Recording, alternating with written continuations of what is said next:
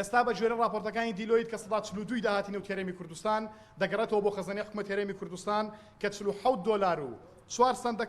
دەکاتە 20 ملیۆن و 227,200 دلار بۆ یەک ڕۆژ لە مانگێکدا دەکاتە 606 ملیۆن دلار واتە دەکاتە 898 ملیار دینار کە ئەمە داهاتی نەوتی هەرێمی کوردستانە و سەرباری ئەوەی کە 152 ئەم داهاتە دەڕوا بۆ کۆمپانیاکان و استحقاقاتی نەوتی هەرێمی کوردستان کە بەشێکی بۆ کۆمپانیا خۆماڵەکانە کە بەشێکی بۆ گواستنەوەی بۆڕیە کە ئەم بۆڕیەی کە نەوتی هەرێمی کوردستان دەگوازێتەوە 6 دلار بۆ هەر بەرمیلێک وەردەگرێت لە کاتێکدا دوو لە سەرسەیری ناوخاچی تورکیا کە 2 دلار وەردەژێت و یەک لە سەرسەری ناوخاچ هەرێمی کوردستانە کە کۆمپانیای کار ڕۆزنەفت 6 دلار وەردەگرن ئەم پارەیە کە بگەڕابە بۆ خەزانەی حکوومەت ئەم 898 ملیارێکم باسی دەکەم دەکران نزیک بووە لە تریلیۆنێک حکوومەت پێویستی بە هیچ داهاتێک نەدەبوو